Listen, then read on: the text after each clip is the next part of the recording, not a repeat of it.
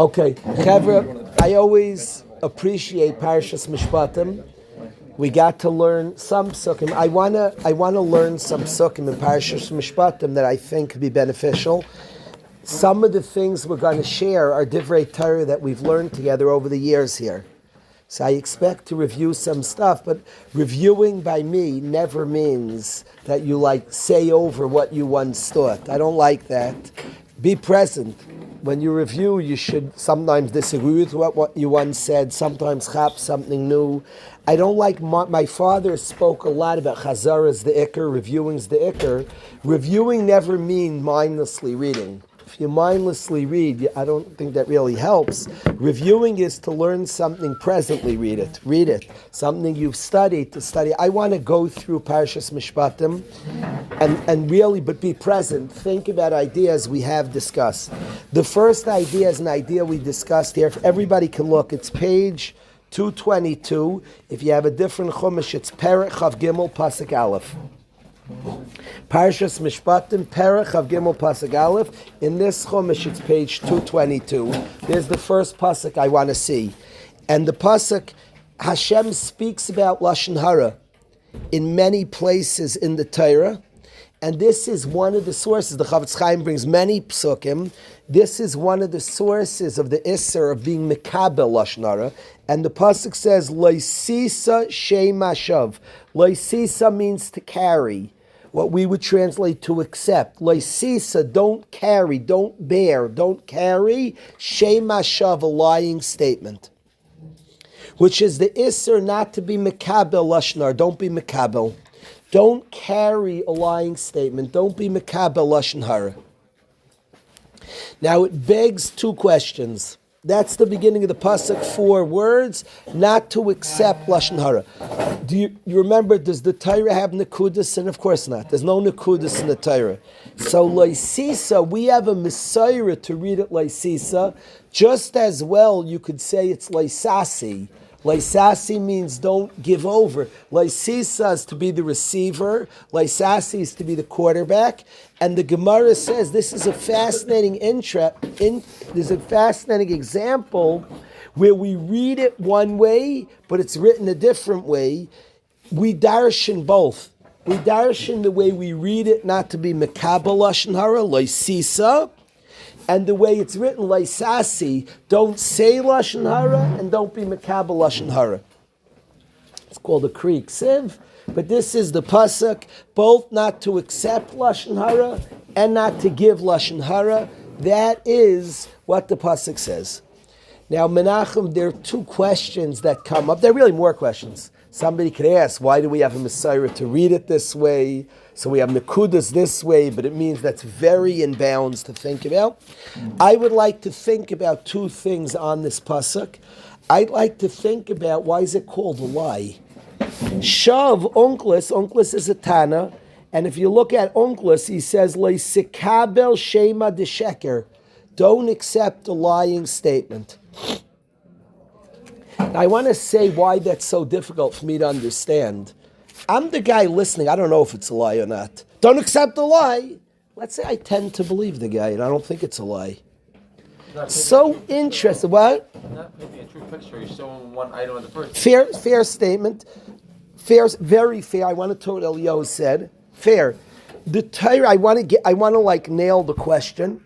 I heard a piece of information, derogatory piece from somebody. What does God tell me? Don't accept a lying statement. Why do you call it a lying statement? I have no idea if it's a lie. So if I know it's a lie, let's say I think it might be true. Very fascinating that the Torah called lashon hara a lying statement. Onkelos translates the word shav as a sheker. So don't accept a lying statement? I'm not sure it's a lie. Now, it's worse yet, because if you learn Chavetz Chaim, he brings kama rayas, he brings absolute proofs, and the Chavetz Chaim says that lashon hara is even if it's objectively true. And he brings proofs to that from Shas. The Torah says don't accept lashon hara. The Torah calls lashon hara a lying statement. And we darsha from here, so not speaking, don't say lying statements. Lying statements, derogatory statements. Why did God call lashon hara lying statements? So we have a Chavetz Chaim Ulahedius proves that it's even untruths. And even without the Chavetz Chaim, I'd be bothered by this. Because I'm a listener to a derogatory statement. I frankly don't know if it's true or not. And Ezra, God tells me, don't accept that lying statement. Hashem, I would say, I don't know if it's a lie. Why would you tell me don't accept a lying statement? Tell me don't accept a derogatory statement. Hashem calls Lashon Hara a lying statement. It's compounded by the Chavetz Chaim proving from Shas that Lashon Hara is even on the truth. But even if I didn't know the Chavetz Chaim, I'd be bothered by the pasuk. Don't accept the lying statement. Hashem, how do I know if it's a lie? And if I think it's true, it's not a problem? God, when He said not to be Makabel Lashon Hara, said don't be Makabel a lie. Eli Fair Kasha. First of all, the Chavetz Chaim proves Lashon Hara is even untruth. And if I didn't know the Chavetz Chaim, I'd be bothered by the pasuk. Don't accept that lying statement. Hashem, I don't know if it's a lie. I just don't know if it's a lie. So what do you say? Don't accept the lying statement. It calls Lashon Hara the lying statement. L'chayr, it should have said derogatory statement. Don't accept derogatory things on people. Now, it might be a lie. Why did Hashem call it, don't accept the lie? So I want to say something. Eliyahu said this. I want this clear to everybody. And it's deeper than a vart.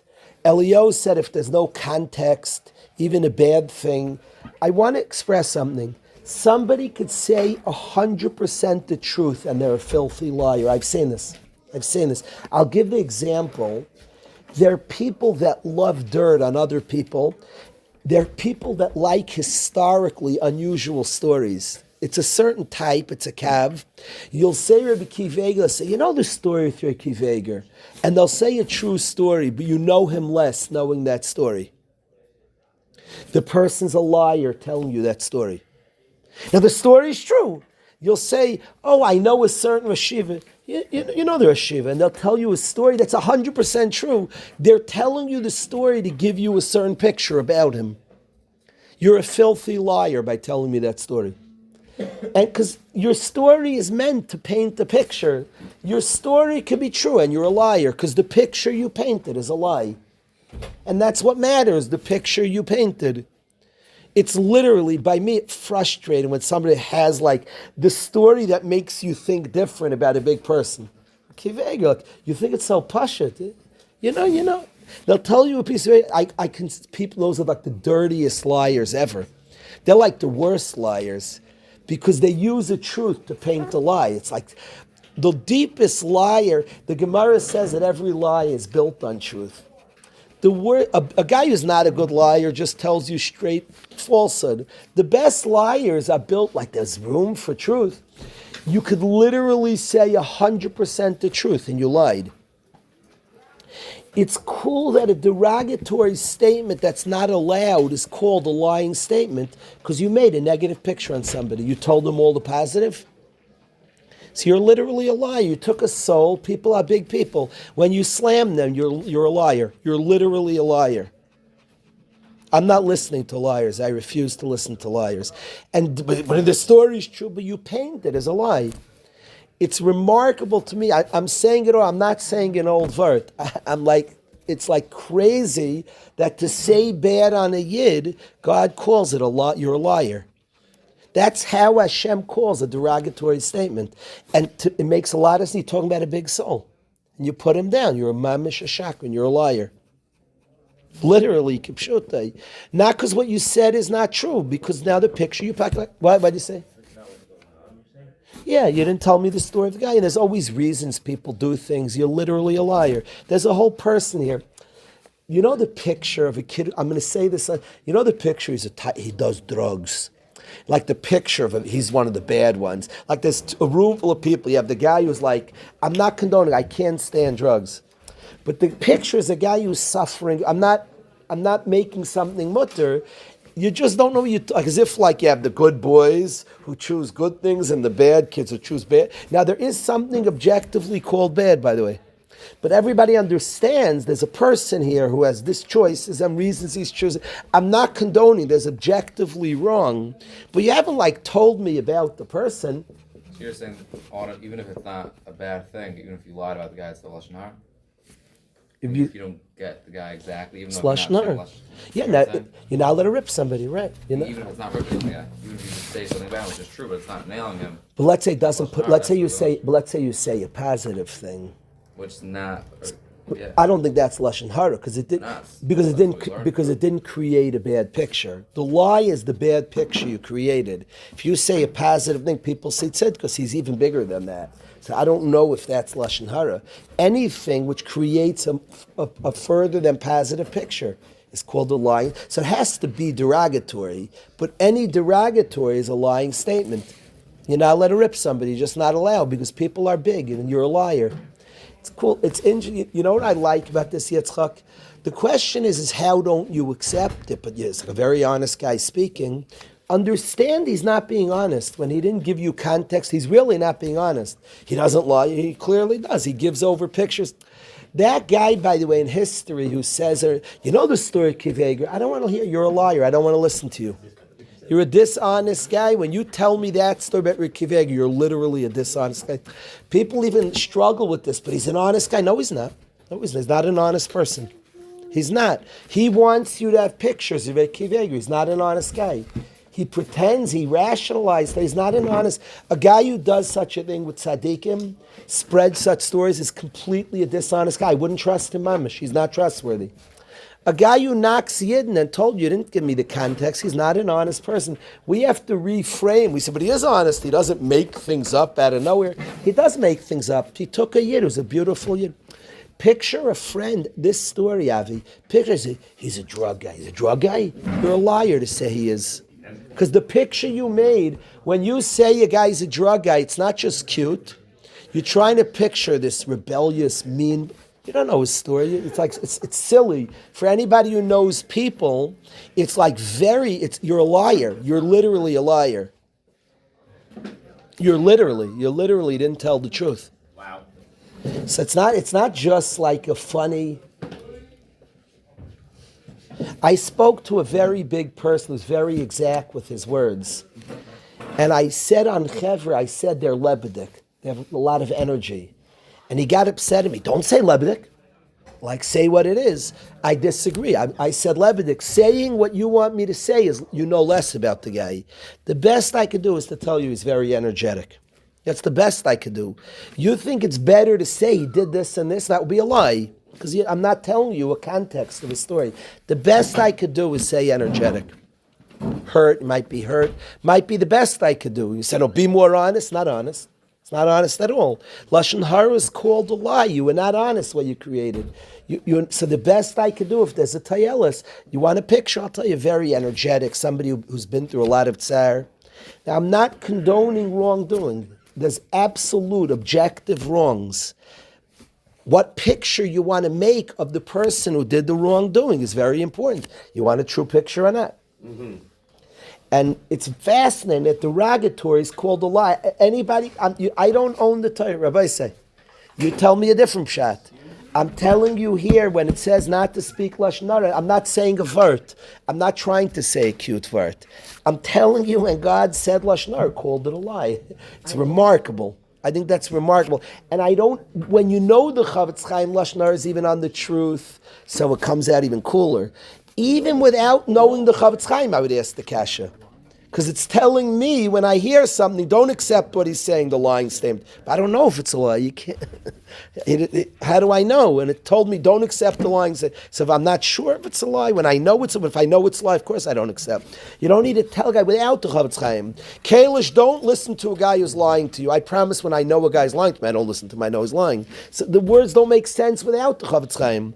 Don't be mekabel lying statements. In as much as I think it's a lie, so I read he wasn't mekabel.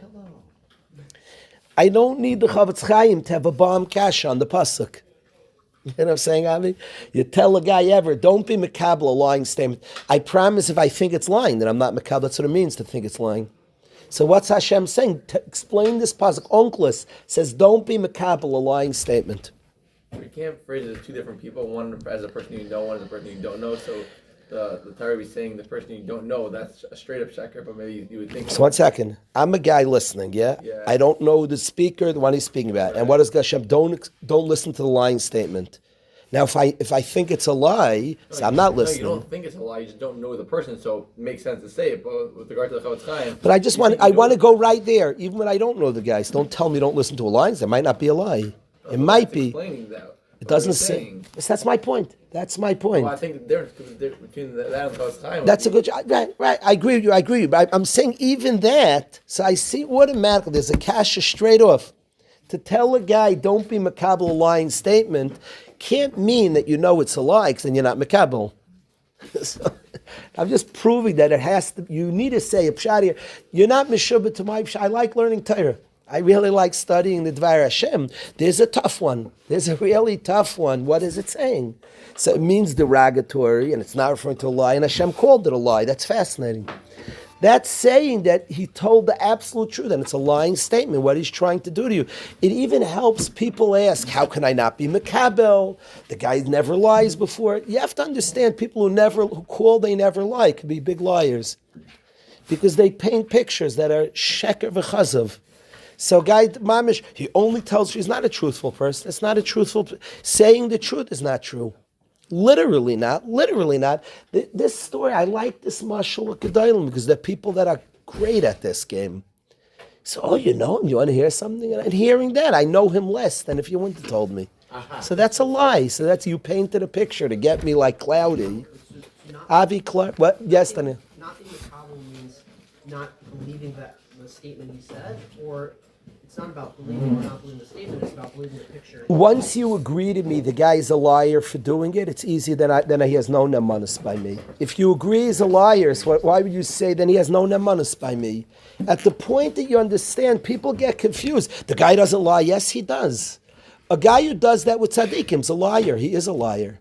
So don't be like, how do I not mikabel? He never lies. He does. We're so like he's lying. A guy who says stories like that of tzaddikim is a liar. They go around painting false pictures in people's mind. It's a liar. A guy who says, a guy who carries dirty stories is a liar. So what do you say? I do. He never lies. How can you not believe me? He's lying right now. So why would you believe? You know what I have this, Daniel? I had a maisa in Eretz Yisrael. And it's amazing. This happened to me. I was listening. I like my mother. It's a long story. My mother's a very, very intelligent person who knows history well.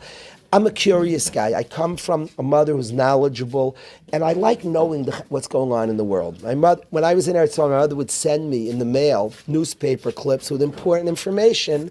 She thought she knew I'm interested. She's interested. She would send me.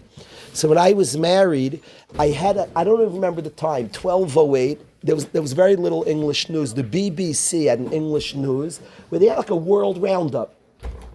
It would tell you like 5 minutes the main events going on in the world, and I'd listen from time to time. I knew what channel, I'd put it on. You listen for 5 minutes, I'd hear like a basic summary of the world news. I once turned it on like a minute or two earlier, and they had some like report, and they were talking about not the tzaddikim. They were talking about what's that group that caused us a lot of problems. Not the BBC had a report on the Geiri Emes Geiri Arayis, the Kusim.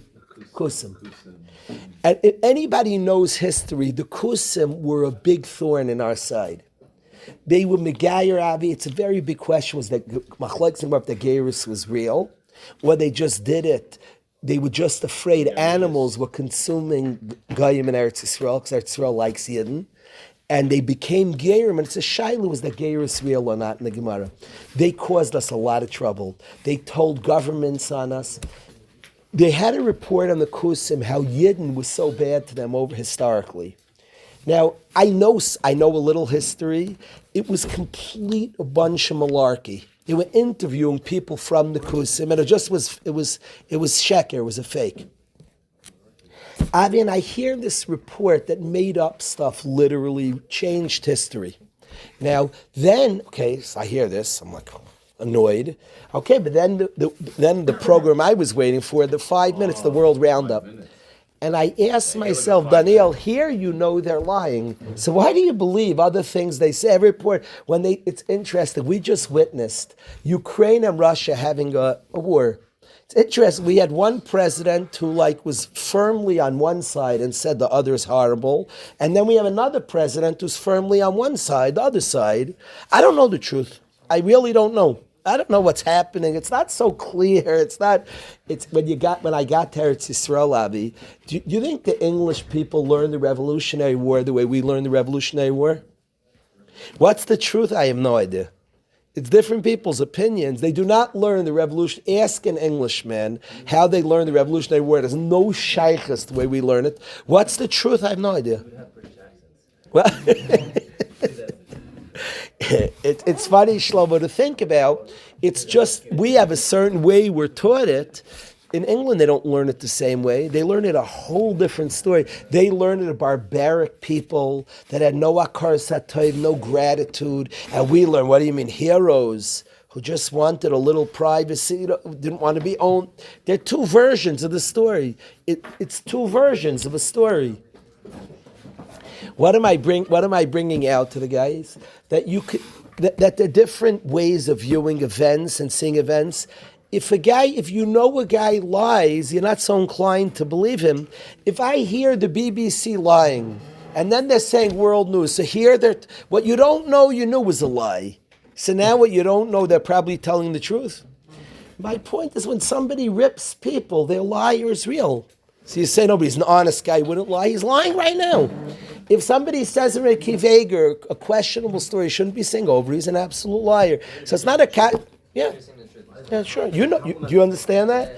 Somebody you look up to, you really admire, and is a really good person. They could tell you a true story, and they're liars. So why would you believe that guy? On what you know, he's lying. If it's true, he's lying. So do I also know it's true? No, but he doesn't say what's not true. He's a liar. He's a liar. So I really don't know.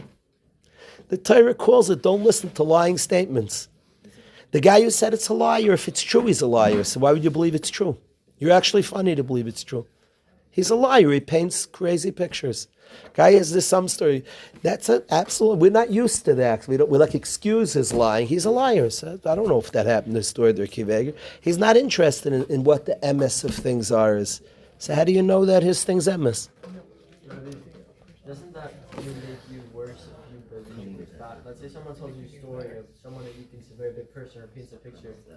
It's only bad if you believe that if someone made a mistake of something that they were dealing with or whatever it was, makes them a bad person. Is that the right way? But it paints a certain picture, Mayor, whether we like it or not. We're now looking a certain way at him. That's a skewed view. So don't be macabre. Somebody is trying to make crazy pictures. Just say, I'm sorry, I'm not interested in your pictures. I don't want it. I know what Mayor's saying, if you don't believe in the picture, but we're human. We hear information, so we look a certain way. It's not even necessarily if you did it or not. Okay, people, it doesn't make you worse or better. It's not like... I know he's saying so in some way, because he's putting something in to tilt it, so he's putting in checkers, I'm not paying attention to such a guy. I don't believe his MS. What Rabbi Russ, it's amazing. I find it amazing. Like when you learn it again, it's Pashan a new vart this year. I find it amazing that God called Lashon Hara a lie. Daniel. And just that you're allowed to say Russia. That's because the picture you're supposed to have of them is that. I assume. What was that? He said that the halacha, you're allowed to say Lashon Hara Russia. So Daniel's saying you're supposed to have a skewed view of him. So it's good. It's not a lie. Eliyahu, amazing, no? I think it hits me like it's remarkable. This is not a vart. It's not like Geschmack for the Shabbos. It's Geschmack for the Shabbos. It's just amazing. You hear, Elia? You saw, your eyes saw the words in the Torah? Look at it. Show him. Perichav Gimel Pas. It's amazing. Unclus, Leisisa Shem Hashav. Don't be makabel a lying statement. Unclus says Leisikabel Shema the Shikr. Don't accept a lying statement. It makes it so much easier to not acknowledge what the person's saying. You're like, how could I? People always say, how can I not listen? I do believe him. Why do you believe him? You're so funny to believe him. Yeah. He's painting bad pictures in your mind, but you do believe him? Like the BBC, they lied on this and I believe them on that. Why are you believing them on anything? Wow. But it's a fact. Fact. I don't know. They're giving a certain view of what happened, the sense, their sense. I have no idea what happened. It's cool what happened. What I don't know about the Chevri. I am like really intrigued what just happened. We had a president. I'm going to speak it out. There was a president who was Zelensky, who was like the tzaddik, and Putin was the Russia. A new guy comes in and he says Putin's like saying a lot of things. Zelensky. It's like amazing to me. I'm amazed. Don't we like know what happened? The answer is not so clear. The guy's amazed by this. I think it's been like rather remarkable. Two people like the president of the country. They literally see it different than you. I have no idea. I don't know. You notice this, Ezra? It's hard not to know. It's like a... Davey, you notice this? You have an opinion who's right? I don't know. I didn't hear Trump's side so much. Because he says like He looks at it very... He looks at it very different. Very. I don't know either.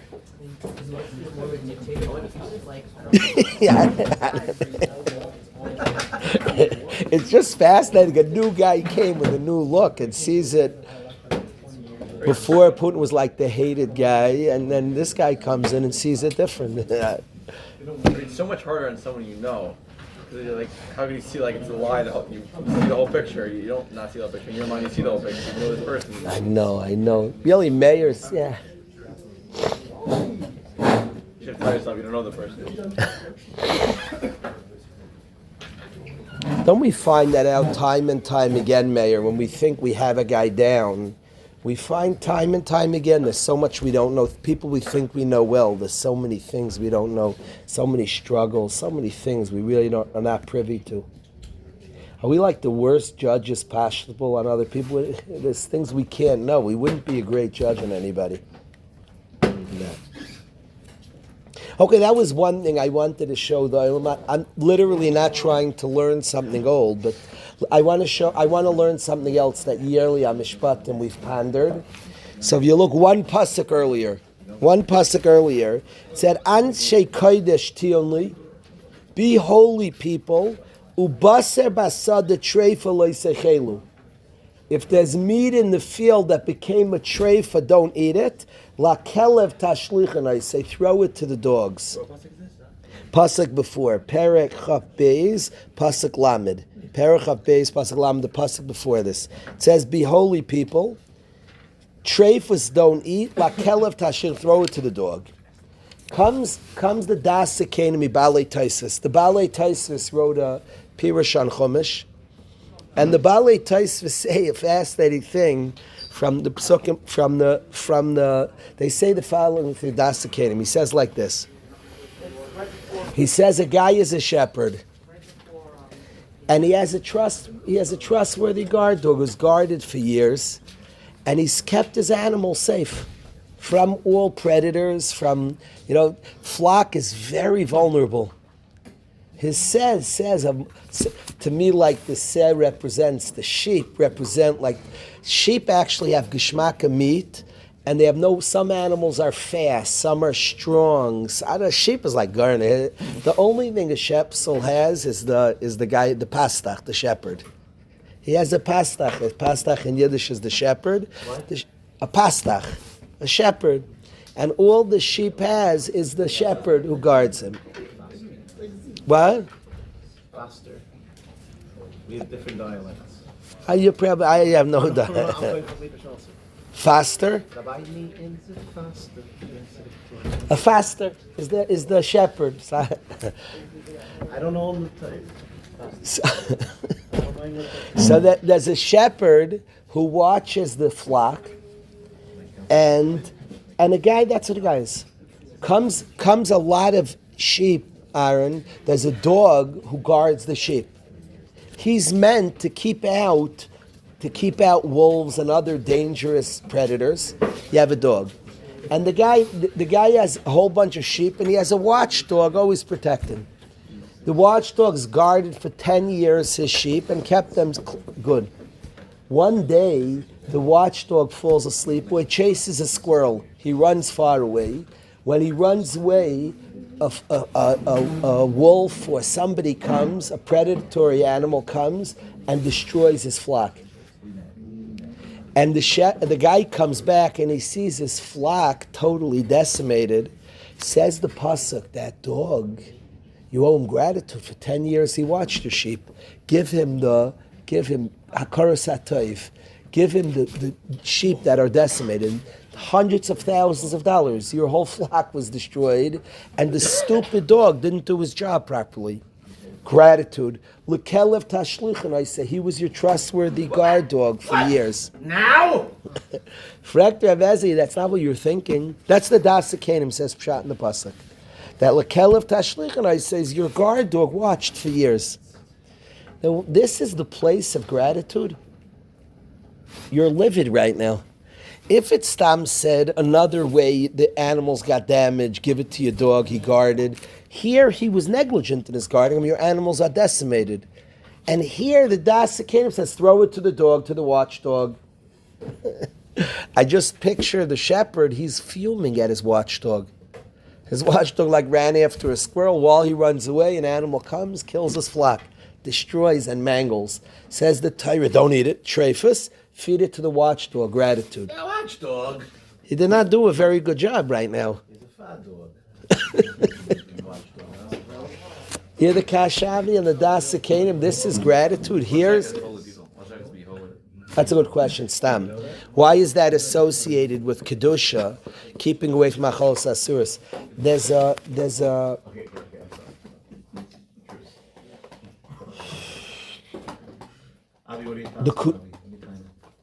The Kuzari, when he describes not eating machalas asuris, he says that the more dignified a person is, the more refined their diet is.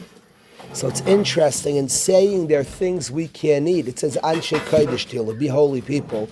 You're not so megushim. There's a certain refinement. We don't just eat anything. There's a certain subtlety and refinement to the person who eats less. It's interesting that it associates with kedusha, not so megushim. You're more refined. You don't just eat anything. But it says, throw it to the dog, says the Dasakin, gratitude. This is the time for gratitude. So what I just want to suggest, that the Iker Yesod of gratitude is that it survives to be, everybody naturally is grateful when it happens. Something good, you feel good, thank you. The Iker test of gratitude and how grateful you are is, could it survive difficult times? That your dog does for you, everybody feels, oh, what a dog. He comes back and he sees his flock. The yesod of gratitude is even when things, a guy's angry at his mama. Gratitude is, she always is good to me. It's true they messed up, it's true, but I'm grateful to this person. Gratitude is meant when it's chal deeply, is that it survives the mistake and the wrongdoing. That's like the gratitude here to your dog. The person who's be'emes grateful is when his dog couldn't do what it normally does and didn't do it normal, but I have gratitude. That's cool for the test of gratitude. Big people, their gratitude is chal and so there that it can survive the lapse, the mistake. The guy who's grateful to his mother, the guy, an ingrate says, yeah, but she did this to me. Yeah, I hear, but doesn't all the good like chal, isn't it? Doesn't it register? Doesn't it mean something, the good? It's interesting that the Torah teaches us gratitude, the way the Dasikanim is saying, is specifically when the dog messed up. And the mark of gratitude is even though it messed up, but I'm grateful this dog's been watching for 10 years. I'm not just a guy, what have you done for me lately? It's actually chal, what you've done. So throw it to the dog means that gratitude is meant that something registered even when I'm not in that space, but it registered. You have a lot of credit by me. I'm like appreciative. So things could mess up, but something's registered. There's a gratefulness here. What do you say, Rav Ezi? I think it sounds strikingly similar to the previous part, that this is not what the dog's about right now. Like, doesn't it sound striking?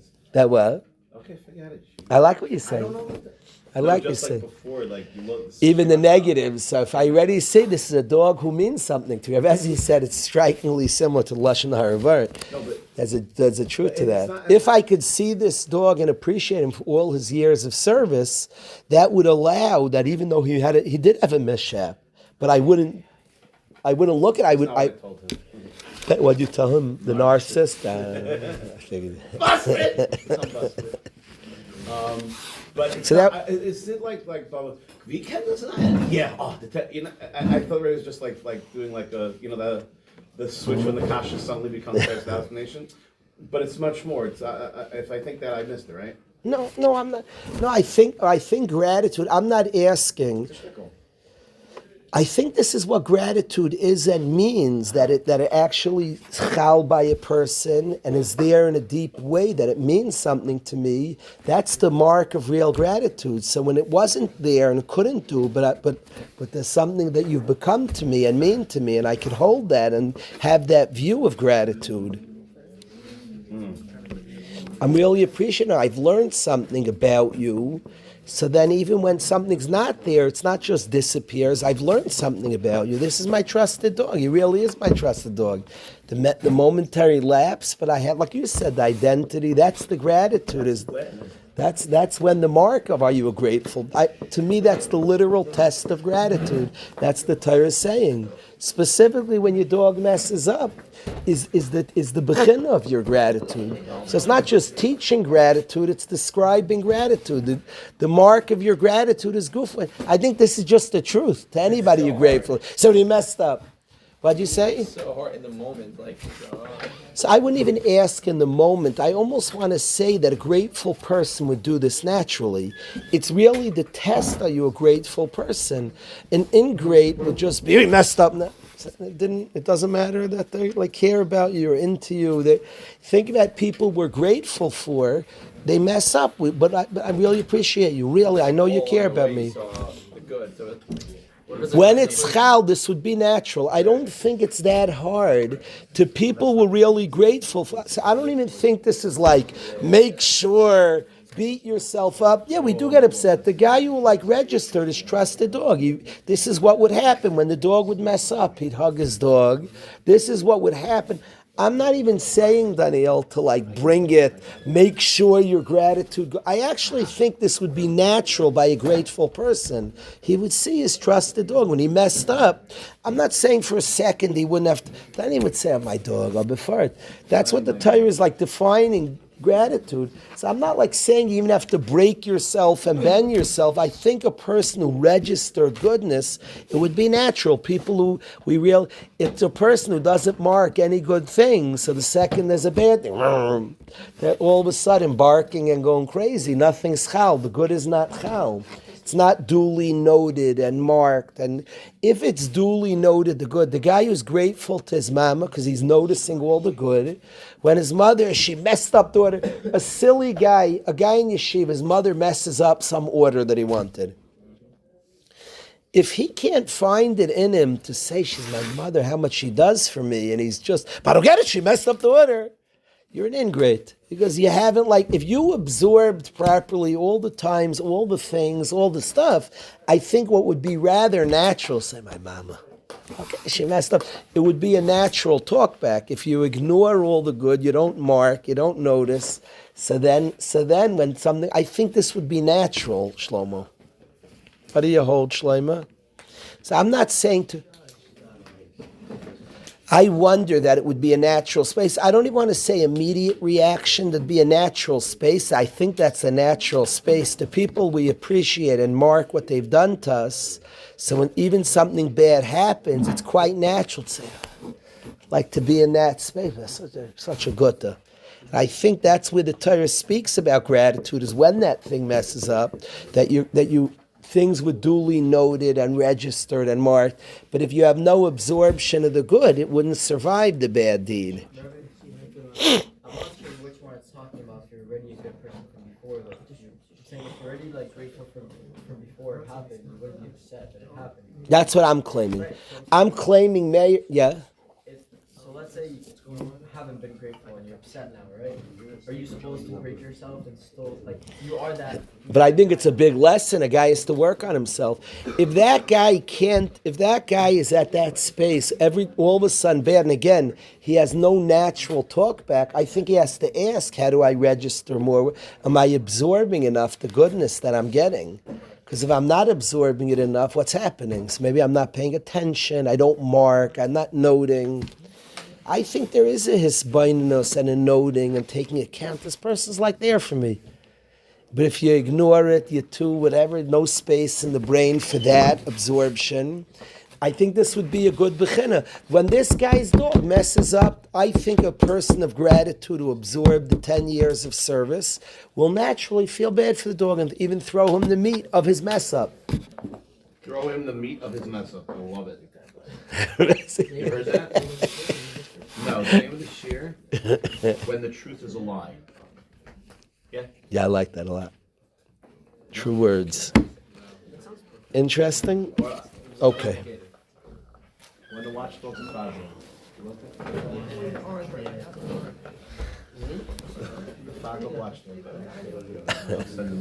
If we could go a little earlier, why we're going out of order is a very, very good question. It could be, you know what, just to go in order,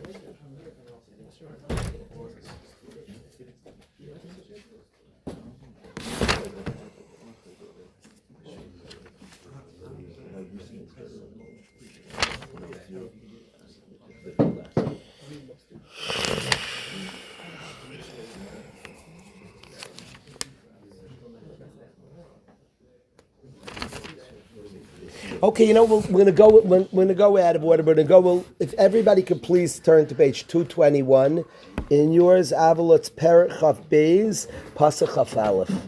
Chaf Beis Chaf Aleph. Eli, I want you to see this page. Elio, listen to this one. This is from Reb Tzadok HaKohen of Lublin.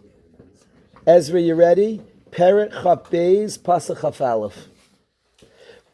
This is, I'm going to say a quote from Shlomo's Mama that I like a lot. And listen to this pasuk. Eli, listen to this. Yosef, listen. Kol almana v'yasam loisanun. Every almana and yasam don't pain. Don't cause pain to an almana and a yasam. Almana is a lady who lost her husband. A yasam lost a parents. An almana and yasam loisanun don't pain. If you pain him, ki imtzak yitzak alai, and he calls to me, Shemaya eshma, I will listen, tzakase, to a scream. Listen. Did anybody notice something? Double is pasuk, out of stutter. If you pain him, and he calls, I'll listen to him. Ask Reb Tzadok, why is the pasuk saying a double? Rev Teitelbaum told me a maisa. Rev Teitelbaum told me he once had a group. He was making, I don't know how he chapped this, but he explained this. He was having a group of ladies who lost husbands by him once. He told me he was yored. If somebody wrongs an almana, if somebody wrongs a lady, does even a smaller infraction, besides the pain of what she's going through, she loses her husband again. Because she says to herself, if my husband would be there, he would protect me from this. First of all, he would feel what I'm feeling. Second of all, it would never happen to me, this indignity. So if somebody wrongs an almana, she doesn't just have the pain of her being wrong, she has the pain, the deeper pain of losing her husband again.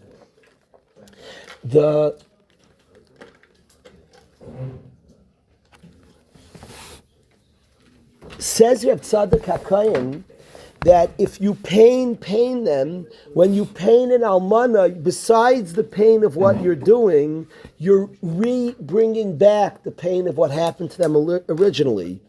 And if they cry, when they cry for this, there'll be the deeper cry of what happened originally. And I'll listen to the cry of now, what happened originally. Shlomo's mama told me a line in yeshiva that if you see a bach, listen to this line, she said hysterical is historical. Somebody's like often overreacting to something. Often hysterical is historical. There's a reason over it. It's this. Why are you acting so much of this wrongdoing? Often, it's because something that's hysterical is historical. Something deeper happened that's making this rather minor infraction. It's bringing up something. It's bringing this. Okay, it was minor, but it brought up something deeper. Often hysterical is historical. Reb Tzadok says here that when somebody goes through loss and you pain them, you understand your pain paining them. You're re-bringing up, it's the pain of what you're doing, and you're re-bringing up old pain. And when they cry, they call out, I'm going to hear the cry of the old thing and I'll listen to them. The deeper thing going on. That's what Tzadok points out. It's very, very sensitive when it comes to deal with somebody else. And for our own self, being aware of this sensitivity, this thing that some responses are bringing up a deeper response to something. This is the Reb Tzadok on this pasuk. Important to know for ourselves and for others, the sensitivity to others and our understanding of ourselves. Yeah. I'm not just going to listen to what they're crying for. No, I'm going to listen. I hear also what they're, even though they might think they're only crying this, I'm listening. Hashem hears very well. I'm going to hear that cry. Be careful. Why that specific case of an why not like there's so many different traumas that people go through? Right. That Hashem often, Dibra Akasa Ba'eva, Hashem will pick a common thing and teach us something, and we learn to other cases also. That's a very good question, Mayor. Hashem does it. It's called like a tzad hashava. Hashem will often teach me something one place that's very common, and my job is to learn it for all cases. But I think it's fair to ask, why does Hashem pick? Maybe it's the most common, or there might be other things I'm not thinking of that we could study from here and learn to elsewhere. It's a fair question. I think it calls it one cry at the end. Sakas, so I will listen. He'll cry. I will listen to his cry. It seems like it's very. I know what you're saying. You pain, scream. I listen to his cry. That he only, even if it's only tzak. I'm not sure. It's a good hard.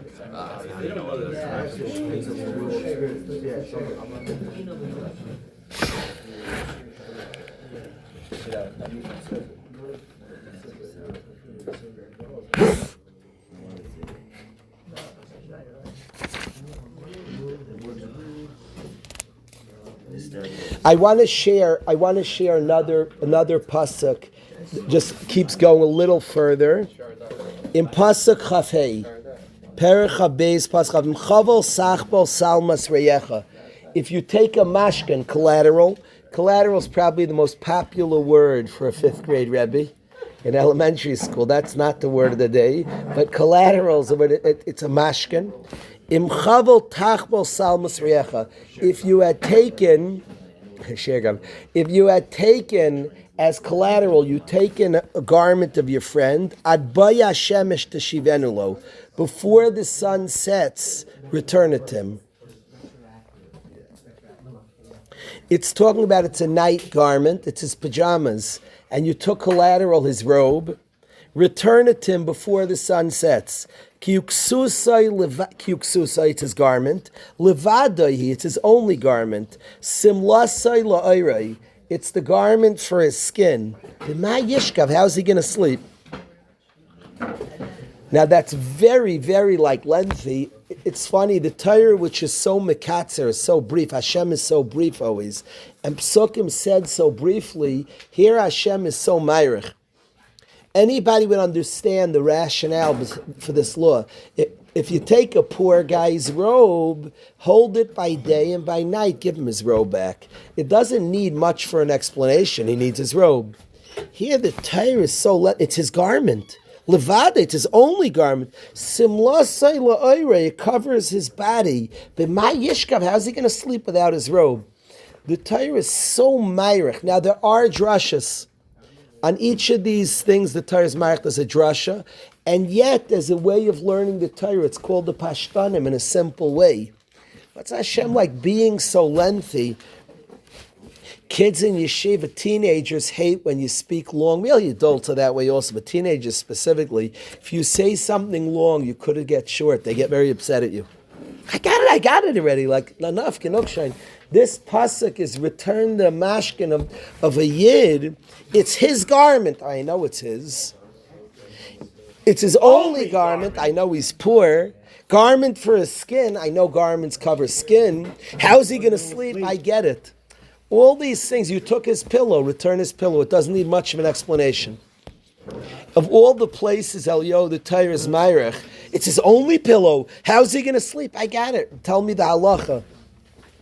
And the pashtus, the arichos of the Torah, and the Rambam speaks this in Shemaina Prakim, when it comes to Ben Adam L'Chaverei, you're not supposed to just keep the laws robotically. There's actually a mitzvah to feel your friend. And part of the mitzvah, the Rambam describes, he says, Leiv Rasha Iv Sarah, that Rishaim want bad. It's not enough to do bad, they want bad. A Rasha is not empathetic to somebody else. He might return it, but he doesn't want to return it. The tzivui is clearly not just to return it, it's to feel your friend. It's his only garment. It covers his skin. What's he supposed to sleep? The Torah is literally instructing you, are you seeing him? I was talking to Rai Shapiro about this. The chiyuv to make space for another person. Are you seeing the next person? There are people that are in their story and don't leave room for another person's story. They're like so firmly in their story, there's no room.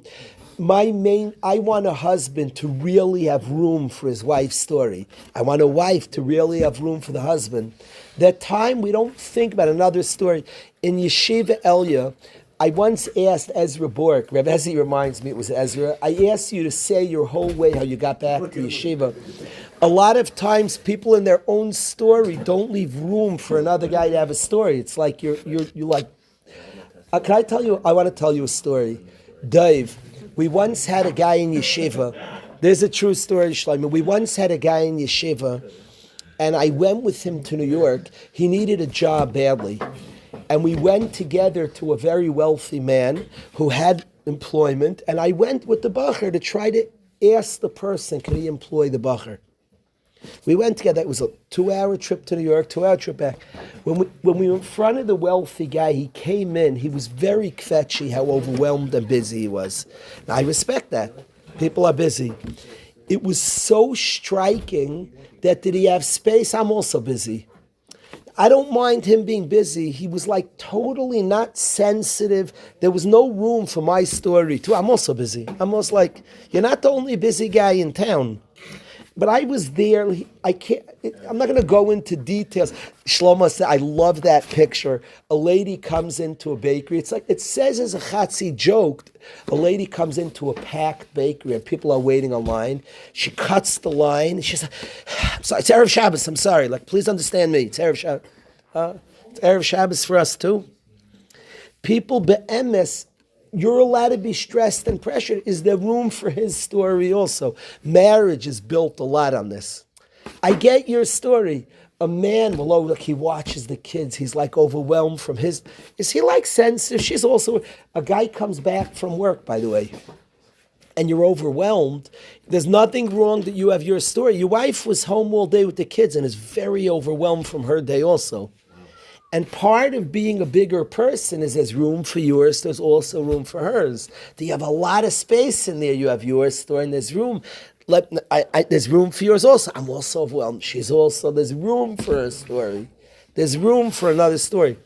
In a lot of ways, what's being said here is room for another person's story. It's not just mechanically giving it to him. There's like room in your heart. You're nice about you feel him. The Torah literally, Pashup Shata, the Torah is mechayev this, that there's really room. It's hard. We're so in our story. It said, you know when I noticed this, Dovi, a lot, and I'm gonna call myself out. I had this in sports. I say I had it. We could have it if you don't work on it. When we get injured in sports, your foot's killing you, and nobody should get injured. You have an injury in the middle of the sports game, you're struggling. Often when another guy gets injured, it's like pick yourself up, stop, like come on, you could, because your pain is very real to you. His pain, it's come on, like pick yourself up. There has to be room for his injury also. On your injury, your mamish feeling the pain. Now it's hard, because on his pain, I don't have the senses and the nerves. But there has to be room for his story also. And that's big people make room for another story, that there's really room. He's in pain. You have to carve out a space. Here is the art.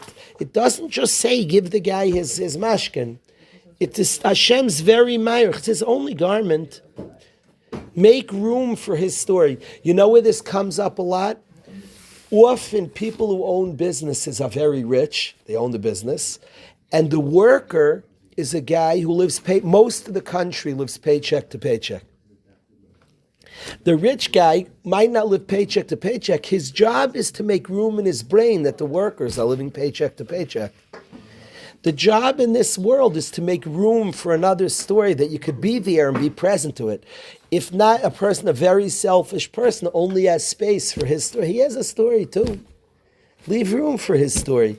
Here, clearly, it's not just saying mitzvah, return his mashkin. It's saying feel his story. Try to absorb, try to be present to his story.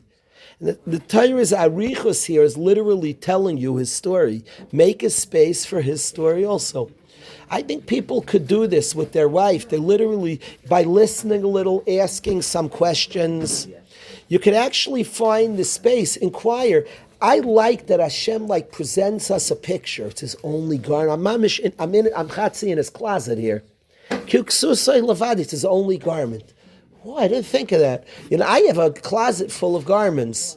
By him, he has one in there. It covers his skin. Even the dramatic, I'm picturing. I know what clothing to know. Picture the guy. Feel his story, hear his story, live his story a little bit. I wanted guys, when they come back to yeshiva, I want a guy to think about their friends off Shabbos. You might have had a great experience. By the way, you might have had a very tough off Shabbos. Make room for his. He might have a very good off Shabbos. He might have. Make room for his story. Be present to his story. Let there be room for another story. I think this separates people, not just the pull of doing chesed. By the way, when people coming around, people tell a story. Try to listen. Ask a question. People come around. You're at a chasna. A guy's coming. I'm making a chasna in a week. He's saying something. We like trainers. I'm going to give it stuff. Make room for his story. He's saying something. He's saying a story. I've said over the story with Reb Pincus. Somebody came to Reb Pincus. He lived in Ofakim, but he was in a Kabbalah yeshiva all week and would go home Shabbos. An Ani came to him, was only found out by a friend. A friend of Reb Pincus tried to visit him. Reb Pincus wasn't letting him in his room. And the guy forced his way in and saw Reb Pincus had no bed. He was sleeping on the floor. And it turned out an Ani came, said, I'm marrying off a child, and was raising money. And somehow the Ani mentioned that I have no furniture for my kid's wedding. Now, Reb Pincus heard what he was saying and didn't have much money. He gave him a couple of shekel. Then Reb Pincus said, I have a bed in here. He went with the Ani. They carried the bed to the apartment of this guy's child, and he gave him his bed. Then somebody was listening. He heard the story. People tune out the story. He actually heard, you have no furniture. He said, I can give you my bed. I don't really need it. And he slept on the floor for the year. And with the Ani, they carried the bed. Just the word of making a space, he's telling you a story. People don't even say Mazel Tov to the Ani. He goes around and people give $1 or don't. He said he's married. Mazel Tov, Rav Yid. Oh, when's that? Who's the Chassan Geshma? He has a story. Is there room for his story? He's telling you a story. We don't make room for his story, so maybe you give $1, maybe not.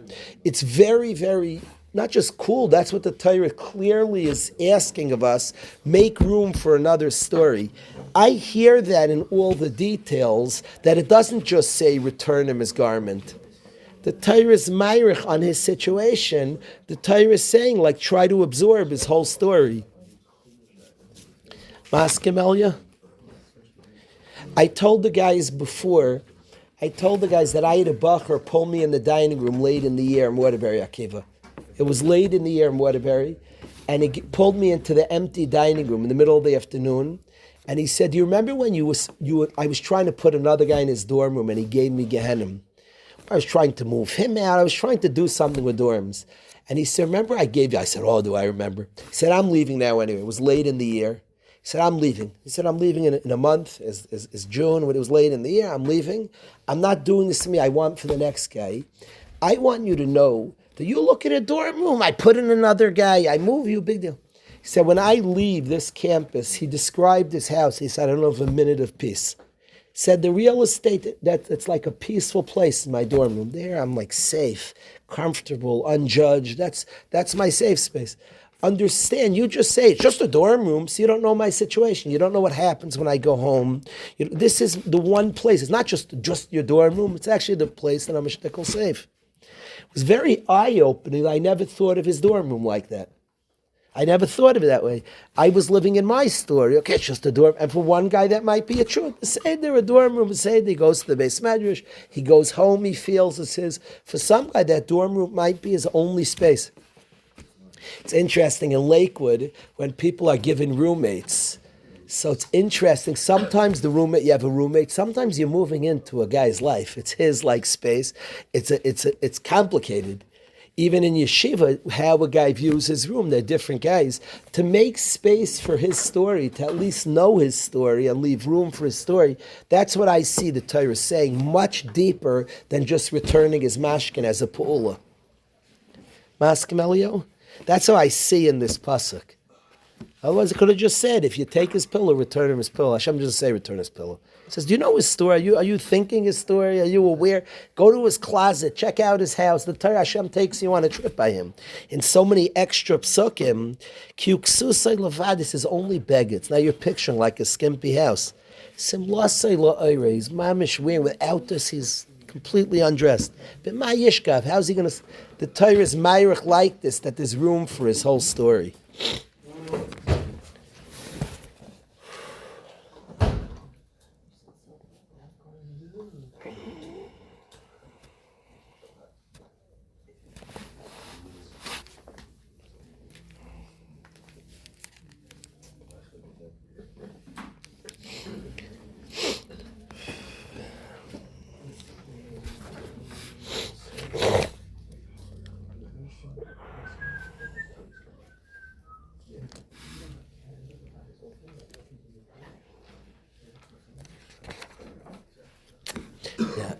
We could learn David Rosenthal's pasuk. There's so many more psukim that I'd love to study.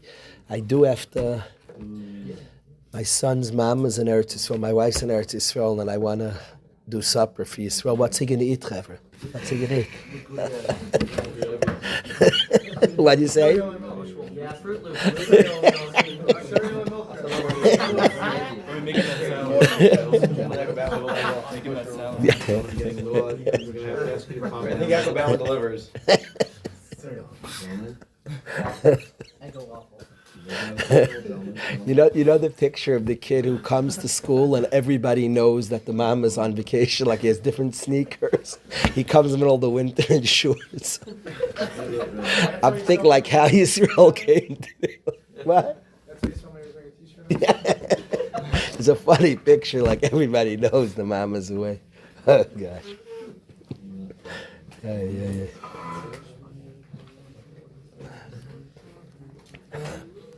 He's very conscientious, and he's one of my kids who goes to school always. And I'm not going to deny, and I didn't tell my wife yet she's coming back that he was not in school Friday or Sunday. But I'm trying. I run in org now. I'm really very focused, trying my best at different things. But today I'm proud to say he was there on time. I think he had matching sneakers. I read through like the whole checklist.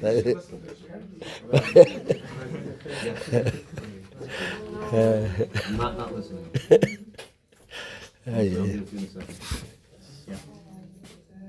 Yeah.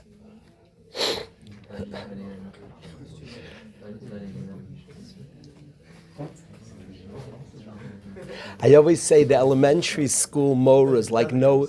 If you ever want hack on the parasha, we learned no lashon hara. But if you ever want the juicy lashon hara, the little kids talk. They talk when they don't mean to talk. The elementary mora is more than anything. Know everything about the whole city. You know, little kids talk. Oh, the little kids talk. A lady told me that a little kid, she drew a picture for a little kid, let's Lamazog and Amora drew a picture for a little kid, and the kid said, drew a picture of my mommy, and the Mora drew a picture, and the little kid said, in that picture, the lady's smiling, my mommy never smiles. Do you tell the mother that? This Mora told the mother. She said, you're a good person, but I want you to know the perspective of your kid. Maybe you have to smile more at home. Isn't that crazy, Abby? The little kid asked the Mora, drew a picture of my mommy. The Mora draws a picture of a smiling lady. The little kid said, that's not my mommy. My mommy never smiles. Ouch. Ouch. We're not ending on that, Revesi. Let's... That's the title. My mommy never said. What? I think she should share it. If I was the parent, I'd want to hear that. It doesn't have to be judgy. It could be in the kid that day, and you say, I know I would want to know it if my kid had that perspective. What? Oh, I'm sure. That's got to be tough to hear. Oh, goodness. That's got to be tough to hear. Elio, you're the Mora, you share it with the parent? Wow. I want to. I can't say 100% I would. 100% you should. That's like a tough conversation. Hi, Russ, you share that? What'd you say? B'shit that we would. To be able to share is another story. That's a tough one. You say, I'm sure you're over someone that smiles, but hey, that has to be. L'shan of Pnei Shalom. You might be right. You might be right. Somebody's got to tell it.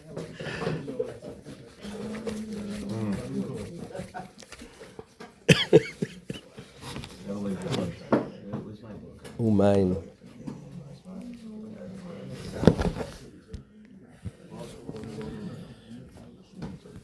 Thanks, Emily. It came up this Shabbos.